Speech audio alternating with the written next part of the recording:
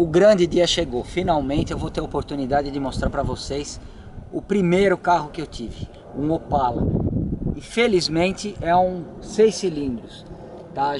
No momento que eu gravo esse vídeo, a gente está com um 4 cilindros lá em casa maravilhoso, que vocês vão conhecer provavelmente depois desse ou ao mesmo tempo do que esse. A gente não sabe ainda o momento exato que a gente vai colocar os vídeos. Como eu já comentei algumas vezes, o Opala foi a minha grande paixão da adolescência. Meu pai sempre teve Opalas, todos os dele eram 4 cilindros. Ele passou a ter Caravans depois. A última que ele teve foi uma 86. E eu sempre acostumado a andar com Opala. Paralelo à escolha do carro do meu pai, existia uma oficina de preparação de Stock Car Opala na época, na esquina da casa da minha mãe. Então eles faziam os testes dos carros na frente da casa da minha mãe. Isso me afetou de uma forma irreversível, a ponto de eu decidir que meu primeiro carro seria um Opala, e seria sim um 6 cilindros. Eu não me contentaria com um Opala 4 cilindros como aquele que o meu pai tinha. Na verdade ele tinha uma Caravan. A minha primeira compra então acabou sendo um 79 Commodore prata 4.100, aquele com os 2 faróizinhos redondos atrás, e foi um carro fantástico. Lembro dele com muitas saudades até hoje. E esse Opala eu acabei comprando em 1980 eu acho que foi em 1988. Foi em 1988, início de 88, aí eu já não tenho exatamente, não, foi meados de 88. E na época a revista 4 Rodas, esse daqui era o máximo que um amante de Opalas poderia gostar. Porque era o modelo 0 km, a frente tinha mudado, 87 já é aquele farol diferente. Aqui o Diplomata ele tem um farol quadrado aqui, um outro, o farolzinho de milha pequeno aqui, ele não tinha esse detalhe da grade.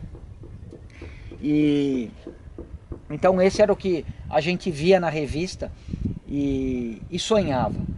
Esse modelo é do André. Agradeço muito a oportunidade de ter mostrado esse carro. Peço desculpas por o André, porque eu estou dando desculpas na verdade para ele há alguns meses, porque em algum momento entrava um carro, em outro momento entrava outro, e na verdade o André foi o maior chá de cadeira que, infelizmente, não por minha vontade, eu acabei dando aí num inscrito aí do nosso canal,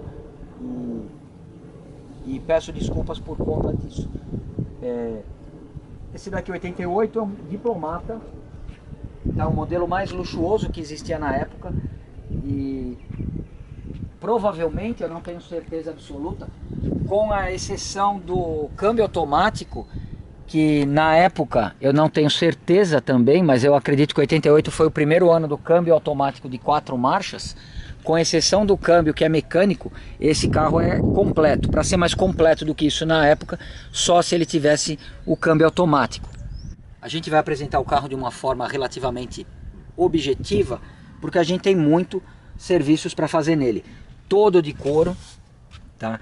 Isso acho que era quase que exclusividade do Diplomata, e eu não me lembro do 87 ter a opção de ser couro. Eu acredito que saiu no primeiro momento em 88 mesmo.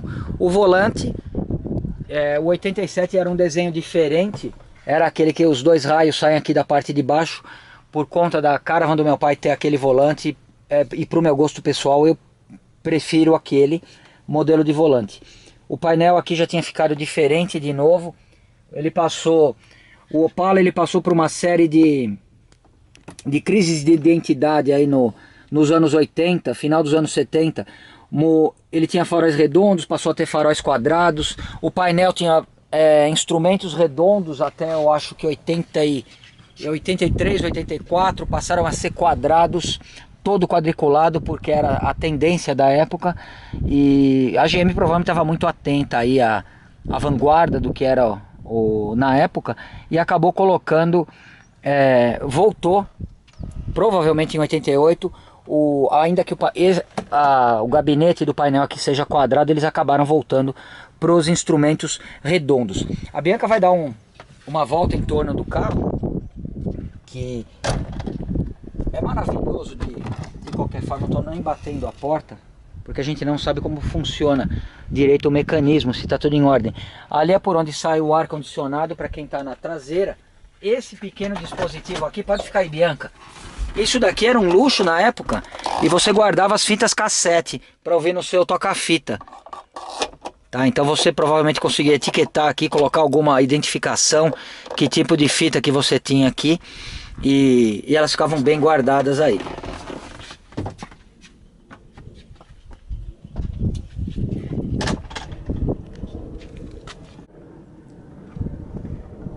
Eu vou abrir o porta-malas. Claro que é um porta-malas enorme, mas ele não foi um projeto muito eficiente na questão de aproveitamento do espaço.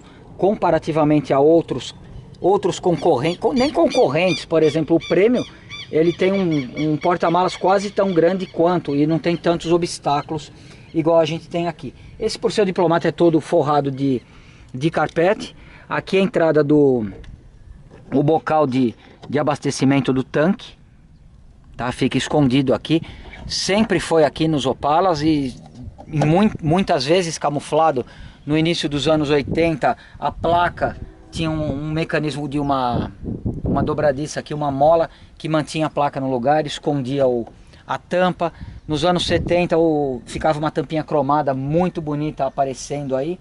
Aqui a gente tem o mecanismo de abertura elétrica do porta-malas. O cara apertava um botão lá dentro e de uma forma que acionasse o solenoide, destravava. Tá? O Opala provavelmente foi o carro que passou pela maior crise de identidades e na guerra dos sistemas métricos aí, porque ele é um projeto essencialmente alemão. Era um Opel Rekord, e em algum momento a GM daqui pegou um Opel não sei qual geração lá da Alemanha, pensou em trazer para cá, acabou colocando um motor Chevrolet americano. Então é um motor todo em polegadas. Então essa crise de identidade, ela vem desde os primeiros Opalas, que tinham a denominação,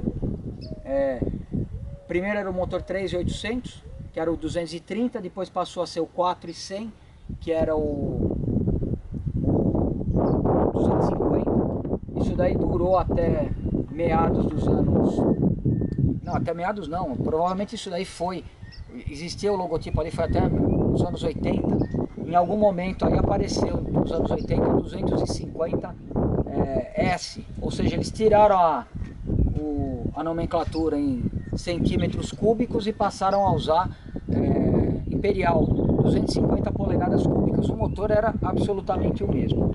Então quando você falava que era um 250S, o S indicaria um comando um pouco diferente do comando original, e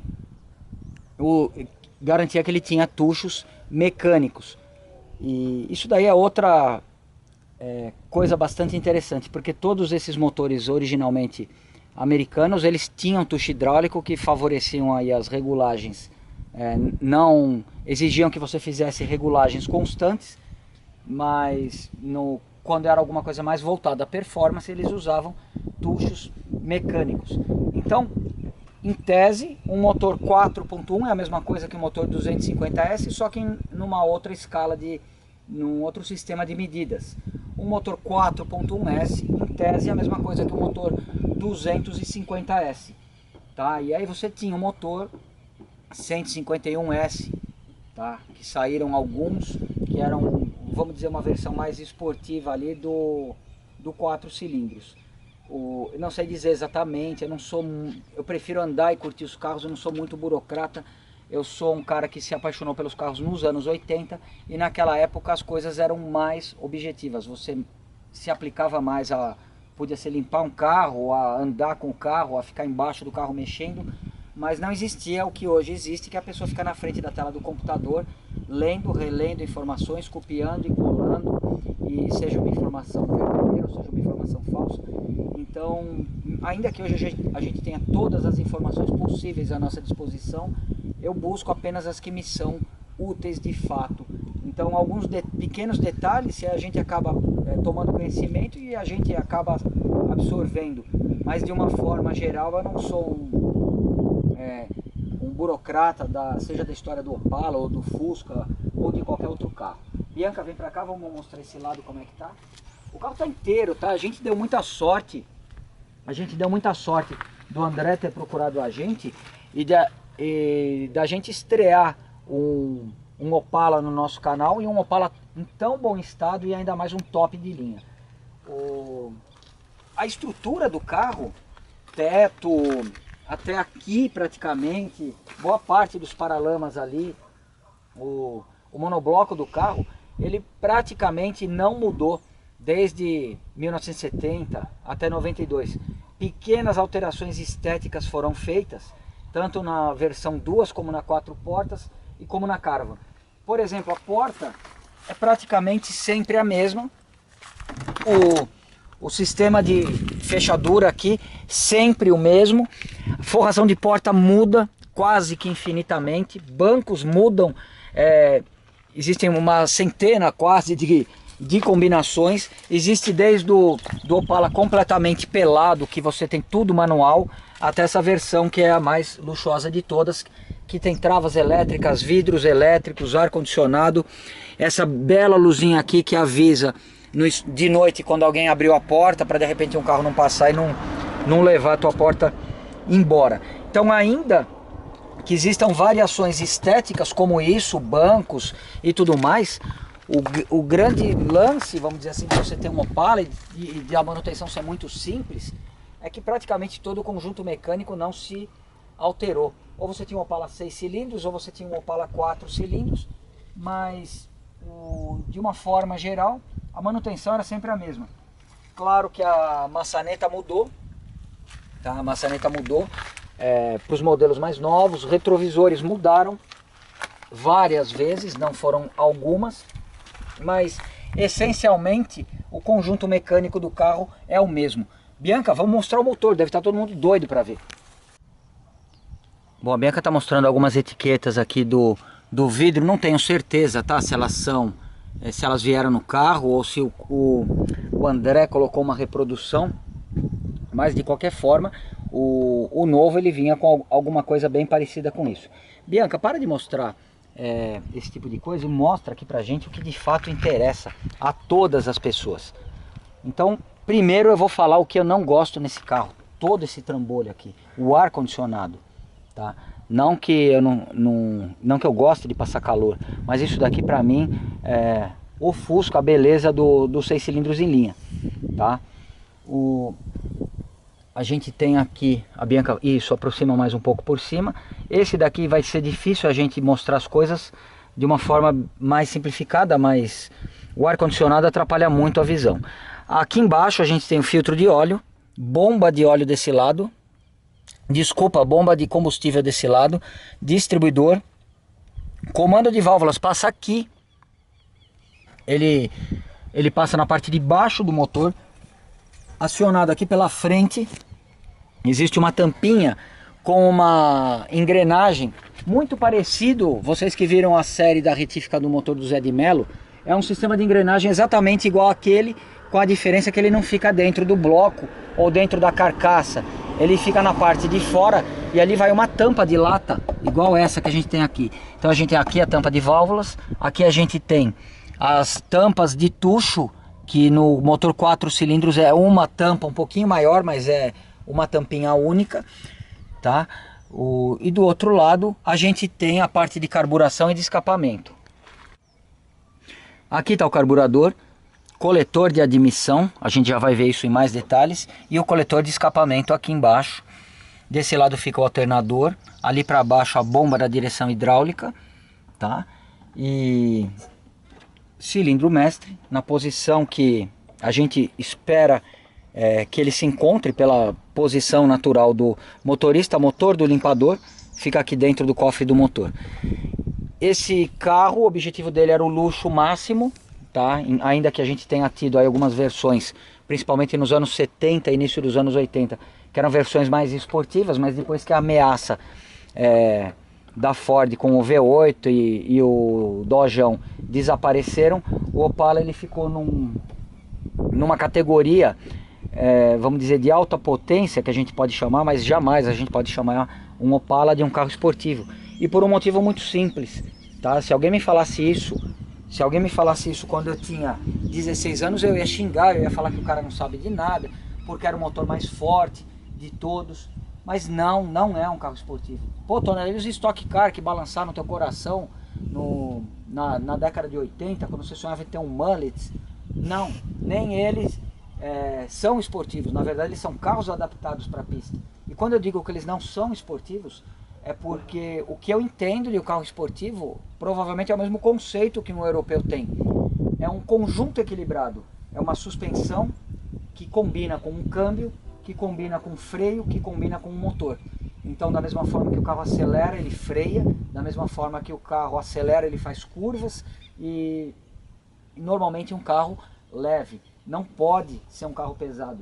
Esse carro ele já segue a linha da escola americana, que só fazia carros enormes, banheiras enormes. Ainda que se você compare um Opala com um carro americano de verdade, ele lá seria um compacto para a época, mas aqui ele era um carro grande, um carro luxuoso. Então o tempo passou e eu percebi que o Opala tinha algumas deficiências graves, que o motor é sensacional, a gente já vai andar, vocês vão ver que é um sonho andar num Opala, é uma coisa maravilhosa, mas não, ele não é um esportivo, ele é um carro luxuoso, tá? É um carro grande, luxuoso. Pô, Tonela, não pode ter um carro grande esportivo? Pode, mas aí ele tem que ter freios melhores do que o Opala, ele tem que ter uma suspensão que responda melhor do que a de um Opala, e principalmente ele precisa ter uma estabilidade melhor do que a que tem no Opala. Então eu considero que o Opala é o segundo carro mais confortável que eu já andei, principalmente nessa versão diplomata. Qual que é o primeiro? Ford Landau. Roller Bug, concordo com você, é o Landau, não tem jeito. Eu andei em um para não conseguir enxergar o conforto em nenhum outro carro. E o conforto é bastante subjetivo, você pode andar num carro europeu hoje, numa Mercedes, uma BMW das novas, é muito gostoso, é um sonho andar num carro desse, mas é muito duro, tá? Não é igual o Landau, que parece um barco, e parece que o mar está numa calmaria terrível e você não ouve barulho de motor, você não ouve nada, você não percebe trocando marcha, você tem aquele sofá enorme na frente, é uma maravilha. Bom, Bianca, está escurecendo, a gente está falando demais, então vamos dar uma volta no carro.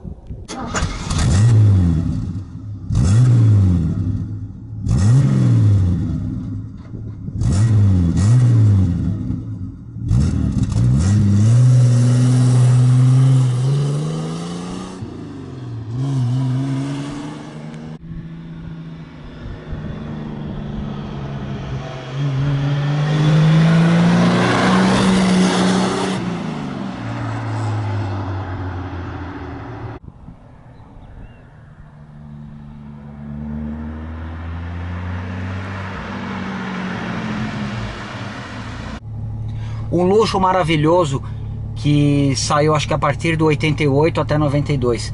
Era o volante escamoteável, que você inclinava para dirigir como se fosse um Fenemé, nessa forma, se você tivesse umas pernas gigantescas, ou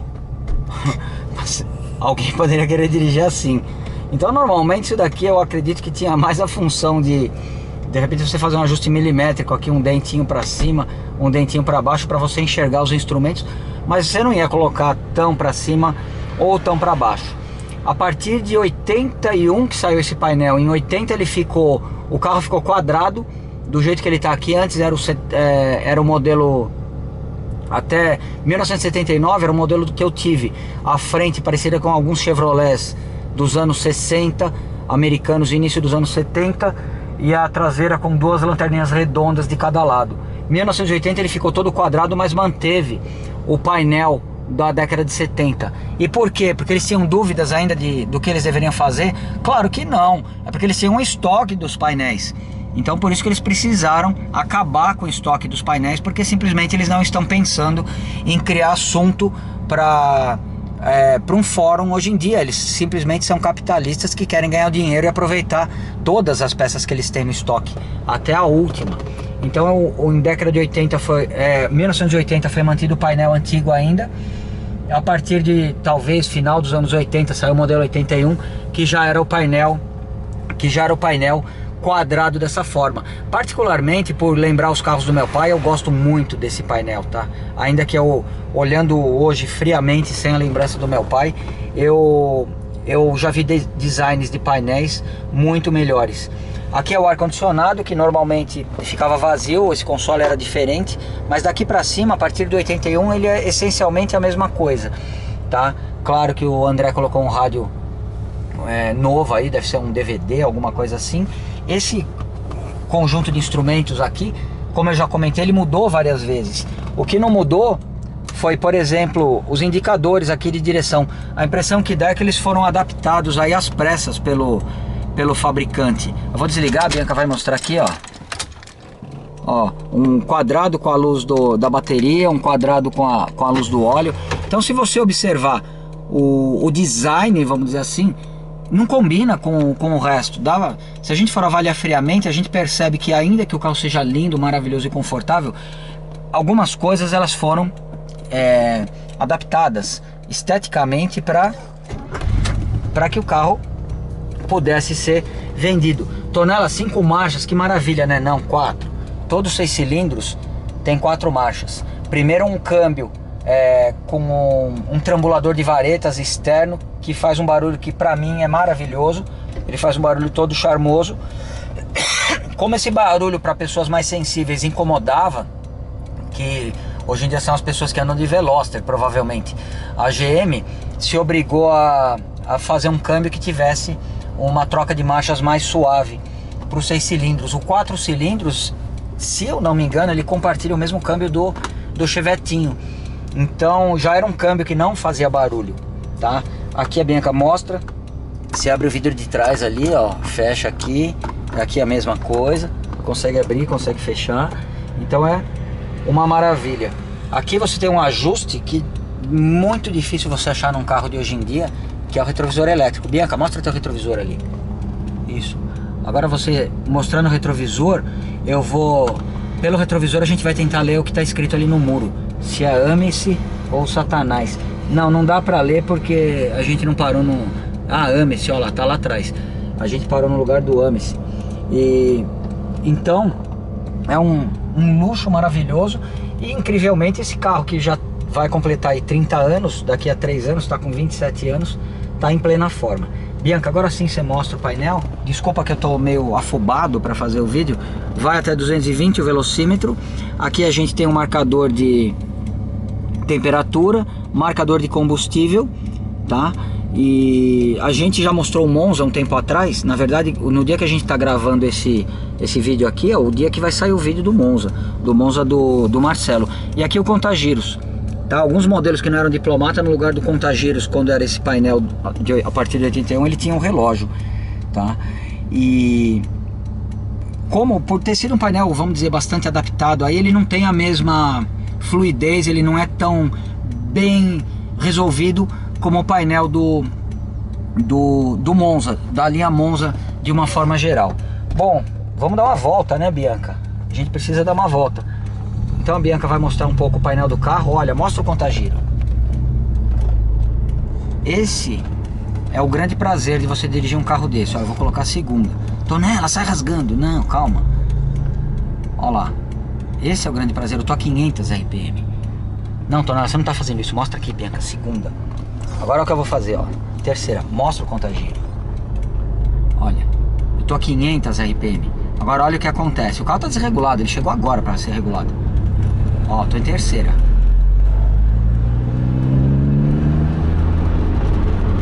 Então quando você anda num Opala desse, quando você dirige a primeira vez, você sente uma sensação maravilhosa que você nunca sentiu. Eu saí em terceira com o carro praticamente. Tava em 500 RPM. A marcha lenta normal de um carro é 1000. Então quando você dirige esse carro pela primeira vez, você sente algo que é o que de fato as montadoras deveriam oferecer para você. A gente está te oferecendo, nesse caso, 30 kg de torque a 2.000 RPM. É por isso que esse carro funciona como um trator. Não, elas preferem oferecer para você a potência, que é o resultado de uma fórmula, como a gente já explicou para vocês. Então esse motor, provavelmente você procura a ficha técnica dele, deve ter 135 cavalos, 140, alguma coisa assim. A gente vai entrar em divergências, em discussões, porque nos manuais eu lembro do número 121, 126, 135 do a álcool, tá?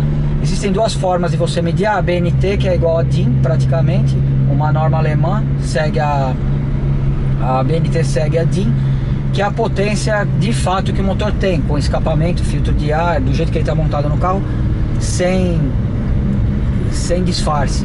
A norma americana já te dá um número muito mais alto. Então, por exemplo, no caso do Opala já te ofereceria talvez 170 ou 180 cavalos. Maverick, o V8 eles falam que tem 199, quando deveria ter uns 140, porque eles colocam sem alternador, sem escapamento e sem nada. Então isso é o grande prazer que você pode ter num carro, é o torque, tá? Que é o que fascina qualquer um que dirige um Opala. Não comentei porque para mim é muito óbvio. O Opala ele tem diferencial, tração traseira, da mesma forma que o Maverick, da mesma forma que um Chevette, da mesma forma que um Alfa Romeo antigo, um Alfa Romeo clássico, tá? Eu tô até perdido. Segundo agora. Então ele tem a tração traseira, a estabilidade não é boa, tá? E a gente pode falar que ela não é boa, e comparando com, por exemplo, com um Uno, ou comparando com qualquer carro, tração dianteira e motor dianteiro.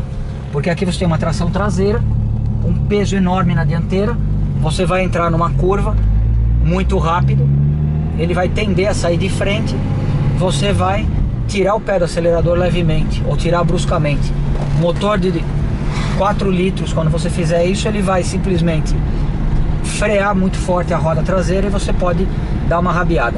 Aquelas conversas de carregar saco de cimento no porta-mala, só se você estiver indo encher uma laje, tá? Porque não é assim que você conserta um problema de estabilidade, não é acrescentando um saco de cimento no porta-mala que teu carro vai virar esportivo. Muito pelo contrário, vai virar um carro de pedreiro, tá? Porque você vai estar carregando peso ali dentro. Então, é gostoso de dirigir, é maravilhoso, mas não é um carro para você ficar se arriscando ou dirigindo muito confiante em curvas, ou não é um carro para você pegar serra, nem nada. Tonela, você tá falando muita besteira. Tá bom, entre em qualquer coisa aí que mostra um rally clássico italiano, português, ou mesmo alemão, em qualquer lugar, e vê muitas vezes quando aparece um Mustang, quando aparece um carro americano, como que ele faz curva no mesmo, como que ele faz um cotovelo no mesmo lugar onde um Fiat, às vezes um Mini Cooper, tá fazendo curva. Isso daí eu tô falando de um carro assim para não falar de um esportivo, tipo um Porsche ou uma Maserati, um carro esportivo de fato, com todo o sistema equilibrado. Mas muito longe de achar esse carro ruim de dirigir, provavelmente é o melhor carro que você vai poder pegar para fazer uma viagem confortável, para poder sair com a sua namorada, como eu fiz quando eu conheci a Kátia. A gente tinha um Opala, não tinha o Fusquinha ainda, mas eu sou, essencialmente, eu sou um espírito simples e rústico. Eu não preciso, a grande verdade é essa, eu não preciso de muito luxo, tá? Eu posso andar num carro menor, num carro mais barulhento, e que na verdade eu sou muito feliz com o Fusquinha pelo próprio conjunto, pelo fato dele ser leve e tudo mais. Aqui o contagiros, como a Bianca já mostrou, ele não passa, isso é uma característica bastante interessante, ele não passa a rotação máxima, que é 6.000, do jeito que ela está mostrando, e a faixa vermelha começa nos 4.500, ou seja, ele tem uma faixa vermelha um pouquinho acima do que seria uma faixa vermelha de muito diesel por aí, tá? E esse é o preço de você ter tanto torque em baixa rotação, tá? Mas esse aqui é um motor que vai durar aí provavelmente 500 mil quilômetros, se você souber cuidar dele, sem ter nenhum desgaste. Afinal ele é todo de ferro, com exceção dos pistões. O restante dele é ferro, e ferro pesado. Bianca, mostra o câmbio aqui, ó. Eu vou pôr em terceira, tá? Só para que vocês tenham uma ideia do que é uma fúria de um motor americano. Aqui eu tô acelerando só um pouquinho. Tô tirando o pé da embreagem devagar. Ó. Queimei um pouco de embreagem, eu não vou mentir pra vocês. Mas olha aí, caiu pra 500 RPM. O carro tá a 20 ainda. Agora eu vou encostar o pé no acelerador, ó. Vou afundar o pé agora. Ele vai. Ele vai e vai muito bem. Então, não é um carro esportivo, mas é o tudo que um carro esportivo precisa. Ele precisa de muito torque, ele não precisa de um motor embaralhando, ele não precisa de um motor falhando, de você ficar fazendo reduzidas nem nada. Todo carro esportivo começa com um motor de muito torque. No caso aqui, esse carro você pode otimizar a suspensão dele, você pode melhorar, mas ele nunca vai ser um esportivo de verdade. Ó, já tá escurecendo, eu só chamei a Bianca para mostrar o painel, acabei de acender a luz, tá? Ou seja, é lindo, o carro é muito, muito confortável e muito gostoso de andar. A Bianca vai mostrar mais um pouco o cofre do motor aqui pra gente poder ter uma ideia. Tonela, eu já vi o Opala que a bateria tava ali. Em alguns modelos a bateria fica aqui, em outros a bateria fica ali na frente do carro. Isso daí depende do ano, da versão e de uma série de fatores. Vamos aproveitar que a gente tem bastante carro aqui hoje e comparar isso que vocês estão vendo com o 4 cilindros. Esse aqui é o 4 cilindros do Davi, tá? Tá sujo, desculpa Davi, eu acabei mostrando ele sujo porque não comecei a mexer nele ainda e a gente tá com 6 cilindros aqui. Bateria dele já no lugar afastado ali, o motor bem pequeno, existe um espaço infinito aqui, muito, muito gostoso mexer num carro assim, que você não tem obstáculo do ar-condicionado, que você tem espaço para mexer em um monte de coisa. Por incrível que pareça, é o mesmo carburador com outros giclês, tá? Esse daqui é um DFV 446, é o mesmo que está lá. Agora eu não tenho certeza que em 88 tenha saído um desse de fábrica num Diplomata. Talvez sim, por ele ser um 4.1S, porque esse era o carburador oficial da versão 250S também. É um carburador, para não parecer ofensivo, ele é um carburador bem primitivo e limitado. Mas do que saiu de fábrica, é o melhor carburador que você pode usar, seja num 4 ou seja num 6 cilindros. Tá? Esse daqui ele tem uma diferença, ele não tem a direção hidráulica, uma mecânica mais simples.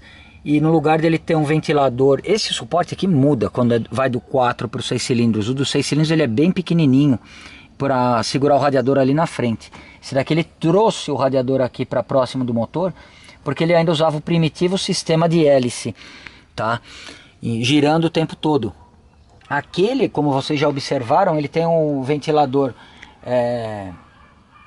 elétrico que é acionado pelo cebolão, popularmente conhecido como cebolão. Mas de resto dá pra gente perceber que o motor essencialmente é o mesmo, só que com 2 cilindros a mais. Ainda que esse daqui ele tenha a relação diâmetro e curso de 3 por 4 polegadas, e aquele lá já é uma relação diferente, ele já tem um diâmetro um pouquinho menor. Tá? Esse daqui ele tem um pistão de 4 polegadas.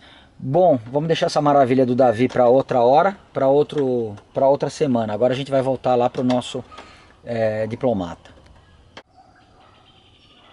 Praticamente a gente poderia entregar o carro, porque o carro está maravilhoso para andar. Mas uma coisa é o carro estar confortável, tá gostoso para andar, e outra coisa ele está de fato bem regulado.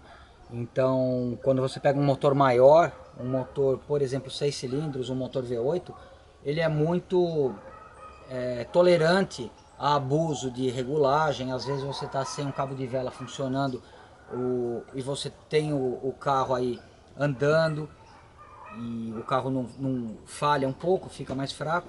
Por isso eu costumo comentar que eu prefiro que você aprende mais, você tem mais condições de colocar em prática um ajuste fino em motores mais fracos, porque você tem mais facilidade de perceber a diferença do que em motores muito fortes. Então é preferível Não que um motor muito forte seja um motor mais forte, com muito torque, seja para um especialista ou alguma coisa assim. Não é isso, muito pelo contrário. Você se torna um especialista quando você mexe em motores muito fracos, porque você consegue perceber um centilionésimo de cavalo de força que você ganhou quando o teu Fiat 1.0 conseguiu ultrapassar uma mosca, uma formiga que estivesse andando. E tudo isso por conta de uma regulagem, um acerto melhor de mistura, tá? Então aqui, apesar do carro estar muito gostoso de andar, apesar do carro ser maravilhoso, a gente não percebe andando, nem eu mesmo percebo nenhum problema, mas o fato é que ele está dando excesso no carburador e está mal regulado. Não sei como está o ponto, a gente não conferiu ainda, e a gente vai ter que fazer essa regulagem. Provavelmente a gente vai ter que fazer uma revisão na ignição e a gente vai dar uma boa limpada na carburação. Então eu vou finalizar esse vídeo por aqui. Eu espero que vocês tenham gostado. Eu estou muito feliz de poder ter mostrado um carro do mesmo tipo que foi a minha primeira escolha como veículo, tá? Amadureci, o tempo mudou, o meu gosto pessoal mudou também, mas mesmo assim não deixa de ser um carro fantástico para a gente andar. Obrigado, André, pela oportunidade, por oferecer esse carro maravilhoso aqui para a gente poder mostrar aqui no nosso canal. Obrigado a vocês que assistem. Agora, assim que eu terminar esse vídeo, eu vou ligar para o Alan, porque eu preciso encomendar algumas coisas com ele. Muito obrigado e até semana que vem.